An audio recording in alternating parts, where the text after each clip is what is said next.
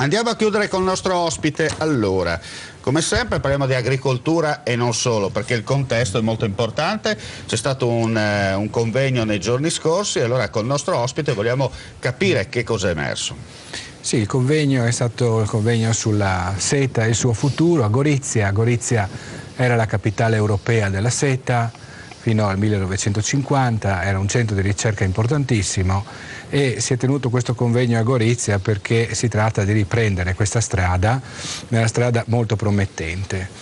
Diciamo innanzitutto che in Cina attualmente la produzione sia in quantità che in qualità della seta sta diminuendo proprio perché la Cina sta vivendo le stesse contraddizioni che abbiamo vissuto noi negli anni 60 e negli anni 70 con il boom economico. Abbiamo abbandonato tutte quelle che erano le filiere tradizionali produttive, la manifattura, pensiamo a Udine, via del cotonificio, c'era la filanda, c'erano 44 filande in regione. Tutte le più importanti, ricordiamo tutte le più importanti, tutti i più importanti centri produttivi del Friuli Venezia Giulia avevano le loro filande e i loro bacchi da seta. I loro bacchi da seta, poi c'era anche la canna, poi non dimentichiamo che anche quella è stata la canapa da fibra e non solo, purtroppo per le note vicende, diciamo così, legate anche ad altri consumi, è stata proibita.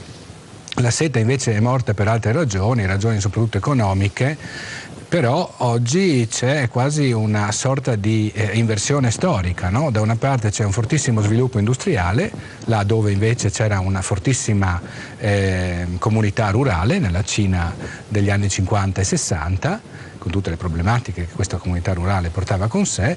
Adesso però il crollo della comunità rurale cinese porta la seta ad aver conosciuto negli ultimi anni un apprezzamento sul mercato quasi da performance finanziaria, diciamo così, da fondo di speculazione quasi. Certo. E questo nei prossimi anni continuerà, cioè è stato detto con chiarezza che continuerà. Qualcuno può obiettare che è un lavoro del passato. No, non è un lavoro del passato, è un lavoro del futuro, nel senso che le applicazioni tecnologiche della seta oggi sono sia quelle tradizionali sia altre in campo medico e anche in tantissimi altri campi, addirittura in campo alimentare per quello che riguarda i residui della produzione che sono poi le crisalidi.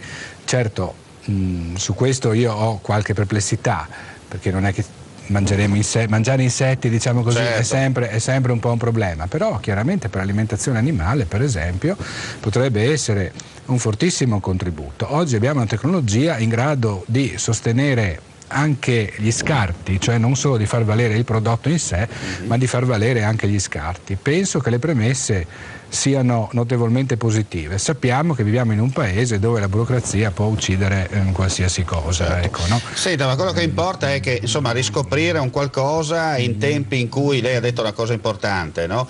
In tempi in cui è vero che il mondo va avanti, però si torna in un certo senso a ritroso, perché le tradizioni e non solo per fortuna non si perdono. Non si devono perdere, senza dimenticare che comunque anche la tecnologia, anche l'innovazione deve avere la sua parte. Non si tornerà certo con le mani delle donne, delle ragazzine addirittura, immerse in pentole a 60 gradi, no? Certo. Ecco, non torneremo a questo, no? Vogliamo sperare. Andremo verso una capacità di lavoro e ovviamente un contorno tecnologico del tutto diverso rispetto a quello di 50-60 anni fa. Ci sono già le macchine che funzionano e lavorano in maniera diversa, di certo non andremo più a toccare con le mani acqua a 60 gradi, no?